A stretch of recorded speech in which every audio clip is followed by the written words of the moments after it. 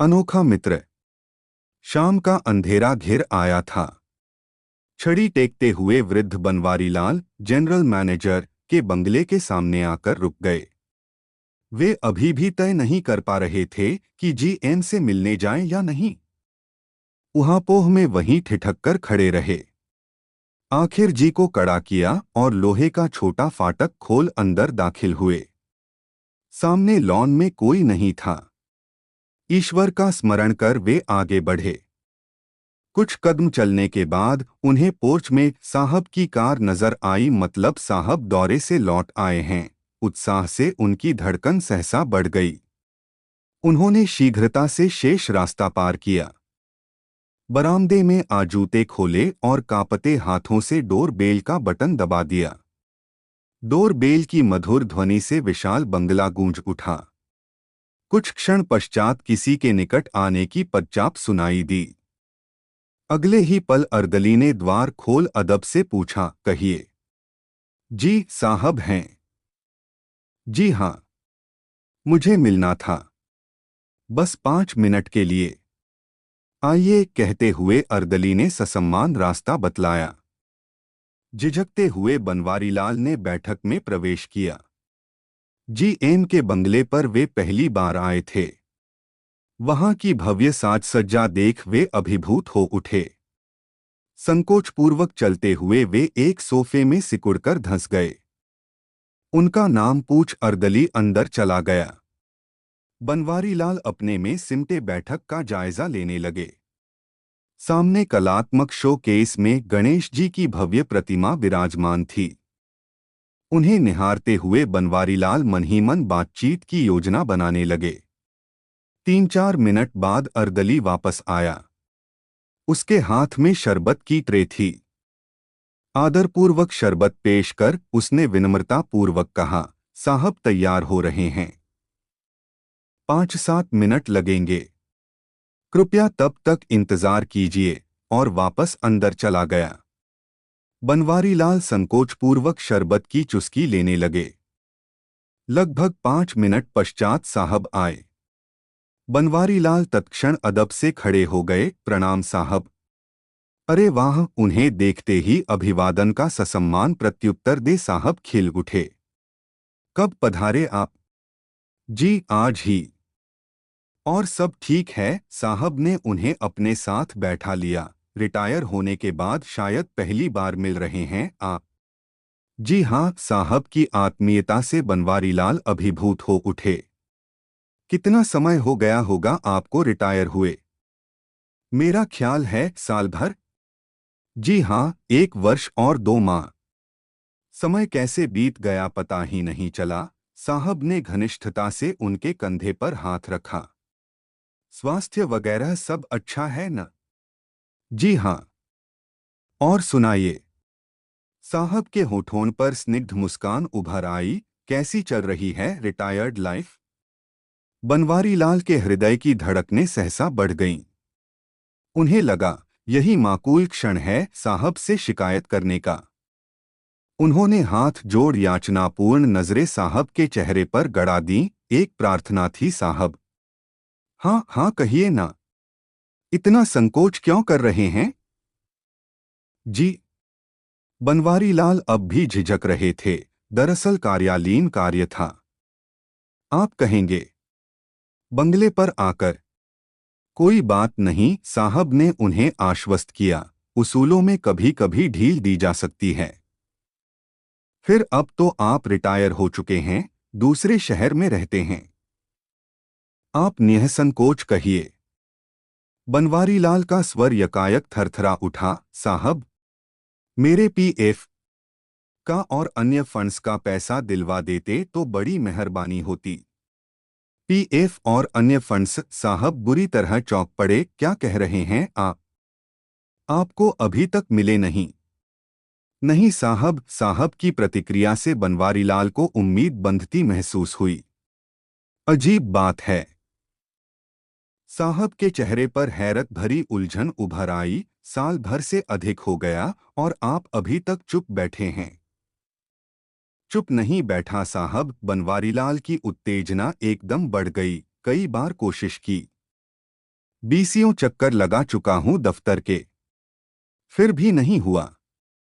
नहीं साहब, हद है साहब, झल्ला गए। एक ईमानदार और कर्तव्यनिष्ठ रह चुके कर्मचारी के संग यह सलूक। बनवारी लाल की आंखों की चमक बढ़ गई। वैसे, साहब ने याददाश्त पर जोर देते हुए अपनी नजरें उनके चेहरे पर टिका दी। फंड्स आदि का काम तो रामप्रसाद जी देखते हैं ना? जी हाँ। वो तो आपके मित्र हैं ना? ज, जी डॉट। बनवारीलाल ने जुबान काट ली, फिर कहा, नहीं उनसे मित्र का काम। काहे की मित्रता साहब? बनवारीलाल के कलेजे से ठंडी आह निकल गई। दफ्तर छूटा, मित्रता भी टूट गई। चक्कर पर चक्कर लगवाए जा रहे हैं। मैं समझा नहीं, किस बात के चक्कर? अरे फिजूल में ही। बनवारीलाल का स्वर कांप उठा। कभी यह जानकारी छूट गई, कभी यह एंट्री गलत कर दी। आपने कहा नहीं, एक बार में सब तफसीर से बतला दें? कहा था। जल्ला जाते हैं, सब लिखा तो है फॉर्म में। हैरत से साहब स्तब्ध हो गए। उन्हीं की कंपनी में, उन्हीं की नाक के नीचे इतनी लालफीताशाही?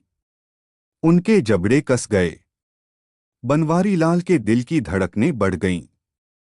कुछ क्षण के मौन के बाद साहब ने सहानुभूतिपूर्वक उन्हें निहारा। मुझे बेहद खेद है बनवारीलाल जी। कंपनी के इतने पुराने और ईमानदार मुलाजिम होने के बावजूद आपको परेशानियां उठानी पड़ी। आप एक बार भी मुझसे मिल लेते। आप इतना व्यस्त रहते हैं। महीने में 25-26 दिन अन्य ब्रांचों के दौरे। इत्तफाक से आज आप यहीं थे। खैर, जो हुआ सो हुआ। मृदुल मुस्कान बिखेर साहब ने उन्हें आश्वस्त किया। अब आप रत्ती भर चिंता न करें। कल आपका काम निश्चित रूप से हो जाएगा। सच साहब? आह्लाद से बनवारीलाल का गला हठात संध गया। कृतज्ञतापूर्वक उन्होंने हाथ जोड़ लिए। बहुत बहुत मेहरबानी होगी साहब आपकी। मेरा दिल ही जानता है कितनी परेशानी होती है मुझे बार बार गांव से यहां आने में। गांव से आने में? साहब एकदम चौंके। मैं समझा नहीं, कौन से गांव से आने में? आप तो शायद रायपुर रहने लगे हैं न, अपने बड़े बेटे के पास? ज, जी। बनवारीलाल सहसा संकोच में पड़ गए। फिर ये गांव? बनवारीलाल अटकने लगे। जी वो 40-45 किलोमीटर पर एक ग्राम मांचल है। जीरापुर से 9 किलोमीटर अंदर। हाँ हाँ, सुना तो है। नदी किनारे कोई पुरानी गढ़ी है। जी हाँ, वहीं। वहां खेती है छोटी सी, 6.5 बीघा की। अच्छा अच्छा, उसे बटाई पर देने आए होंगे अभी रायपुर से? जी। बनवारीलाल संकोच से वहीं सोफे में धंस गए। अब आजकल मैं वहीं रहता हूं। वहां? साहब की आंखें आश्चर्य से फैल गईं। उस सुविधाहीन गांव में? बनवारीलाल सिर झुकाए अपने में और सिमट गए। मेरा ख्याल है शायद बसें भी नहीं जाती वहां। 3-4 किलोमीटर पैदल जाना होता है। हाँ में बनवारीलाल ने सिर हिला दिया। फिर ऐसे सुविधाहीन गांव में रहने की क्या सूझी आपको? रायपुर में मन नहीं लगा आपका? जवाब देने की बजाय बनवारीलाल सिर झुकाए बैठे रहे। उनकी आंखों की कोरों पर आंसू चमकने लगे। साहब गहरी नजरों से अब भी उन्हें भांप रहे थे। उन्होंने भेदते स्वरों में उनके दिल को कुरेदा। आपने जवाब नहीं दिया बनवारीलाल जी। रायपुर में मन नहीं लगा क्या आपका? भला क्या जवाब देते बनवारीलाल? क्या अपने ही घर का दुखड़ा रो देते साहब के सामने? और वह भी अपनी औलाद के विरुद्ध। होंठ भींचे सिर झुकाए बैठे रहे। साहब की उत्सुकता बढ़ती जा रही थी।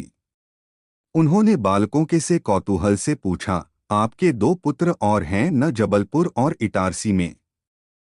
हाँ में बनवारीलाल ने हौले से सिर हिला दिया।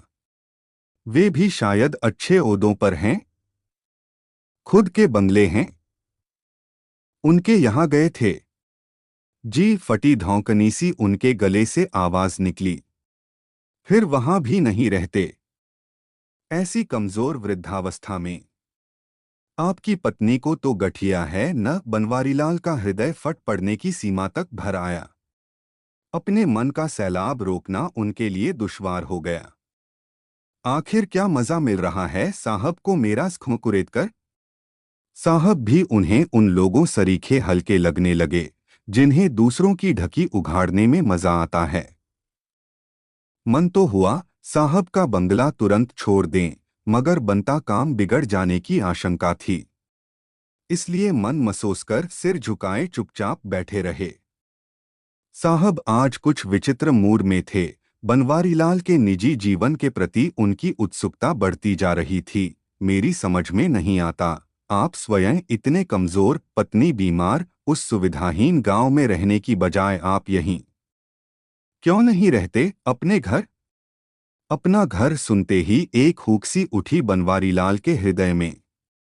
थरथराती आवाज में उन्होंने अपना पथराया चेहरा ऊपर उठाया। घर तो बेच दिया था साहब। बेच दिया था। हैरत से साहब ने उन्हें घूरा। कब। रिटायर होने के 3 से 4 माह पूर्व। क्यों जवाब देते हुए बनवारीलाल को गले में कांटे चुभने लगे।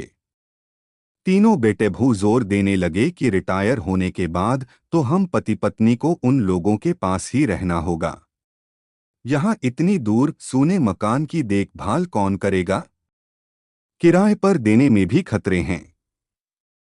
और आपने घर बेच दिया। जी पछतावे के शूल से वे कराह उठे। आज भी वे उस पल को कोसते रहते हैं जब तीनों बेटे भुओं के बहकावे में आकर उन्होंने अपना घर बेच दिया था। काश न बेचा होता। शहर में रहने का ठौर तो रहता। भले ही छोटा सा घर था। कहने को तो रहता कि अपने स्वयं के घर में रह रहे हैं। सैकड़ों शूल खचखच कर उनके हृदय में चुभने लगे। कितनी भारी गलती कर बैठे थे वे। लोग तो जिंदगी भर पैसा पैसा जोड़कर बुढ़ापे के नीड़ का इंतजाम करते हैं और उन्होंने बना बनाया अपना नीड़ बेच दिया और पैसा बांट भी दिया तीनों में बराबर। ऐसा क्यों कर दिया आपने। तरस खाते हुए साहब बुरी तरह कलप उठे। कम से कम पैसा तो अपने पास रखना था। अब साहब जी। याद करते हुए बनवारीलाल का हृदय हाहाकार कर उठा। मैंने सोचा पैसा कहाँ छाती पर बांधकर ले जाना है। मरने के बाद तो तीनों का ही है। मरने के बाद न। और जीते जी साहब की आत्मा भी बुरी तरह तड़प उठी। बनवारीलाल जी। सूरज भी सांझ को जब अस्ताचल को जाता है तो चंद्रमा के पास अपनी रोशनी संजोकर रखता है रात के सहारे के लिए। और आपने कुछ भी नहीं रखा अपने पास, बांट दिया सब। कम से कम अपनी वृद्धा बीमार पत्नी का तो ख्याल किया होता। पूरी मुट्ठी खोल दी। बनवारीलाल को अब और जज्ब करना दुश्वार हो गया। इतने दिनों का दर्द जो अंदर ही अंदर रोक रखा था, साहब के सहानुभूतिपूर्ण रुख का स्पर्श पाते ही लावा बनकर फूट पड़ा। हाथों में मुंह छुपा वे फफक कर रो पड़े एक नन्हें से बच्चे की तरह। दुनिया की भीड़ में लुट चुके एक नादान, अनाथ, असहाय बच्चे की तरह उनका करुण रुदन रोके ही नहीं रुक रहा था। कुछ नहीं बचा साहब मेरे पास, कुछ भी नहीं। ले देकर बस ये मांचल वाली जमीन है।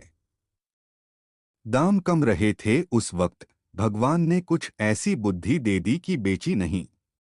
लड़कों को भी जानकारी नहीं थी उसकी, वरना। साहब स्तब्ध सुनते रहे। बनवारीलाल सोफे से उतर गिड़गिड़ाने लगे। मेरे फंड्स के पैसे दिलवा दो साहब, बड़ी मेहरबानी होगी। बार बार मेरे बूते का नहीं रहा किराया लगाकर आना। 1 रुपया खर्च करना भी बहुत सोचना पड़ता है साहब मुझे। साहब को अब और सुनना दुश्वार हो गया। पिता के उम्र का एक वृद्ध इंसान उनके सामने इस तरह। उन्होंने खींचकर वृद्ध बनवारीलाल की कृशकाया को अपने बाहुपाश में जकड़ लिया। भावातिरेक में उनसे बोला नहीं जा रहा था। किसी तरह दिल पर काबू पा उन्होंने संधे कंठ बनवारीलाल को आश्वस्त किया। अब आप रत्ती भर चिंता न करें बनवारीलाल जी, आपका काम हो गया समझो। ब्याज समेत एक एक पैसा आपको मिल जाएगा।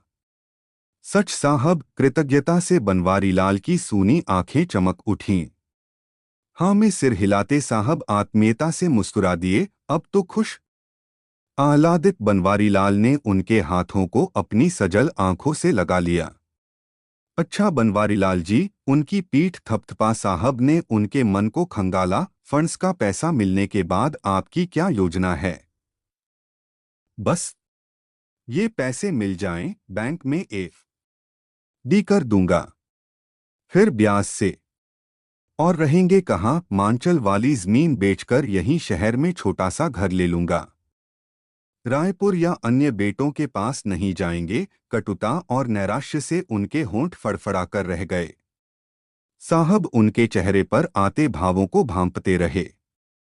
कुछ क्षणों के मौन के बाद उन्होंने गहरे स्वरों में पूछा, बनवारीलाल जी, क्या आपको मालूम है आपके फंड्स के काम में अड़ंगे कौन डाल रहा था? किसकी हरकत होगी यह? जाने दो साहब, मेरा काम बन गया। अब मेरे मन में कोई कटुता नहीं। फिर भी कौन होगा वह अड़ंगेबाज? है तो वही जो कभी मेरे मित्र रामप्र। नहीं बनवारीलाल जी, वे नहीं, मैं स्वयं आपका जी.एम. अह! आप हैरत से बनवारीलाल की आंखें फैल गईं।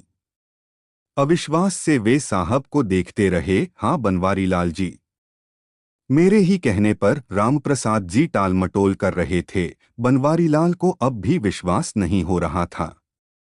साहब बेहद गंभीर थे। आपकी रिटायरमेंट के महीने भर पूर्व रामप्रसाद जी मेरे पास आए थे और उन्होंने ही ऐसा करने के लिए मुझसे अनुरोध किया था। म- मगर क्यों? बनवारीलाल जी, साहब की आवाज भारी हो गई। आपकी आंखों पर ममता की पट्टी बंधी थी। आप कुछ देख नहीं पा रहे थे। मगर रामप्रसाद जी ने सब भांप लिया था। क्या? आपके बेटे भुओं में से एक भी आपकी सेवा नहीं करने वाला। सबके सब अपने अपने हिस्से पर नजरें गड़ाए थे। बनवारीलाल की आंखें आश्चर्य से फैल गईं।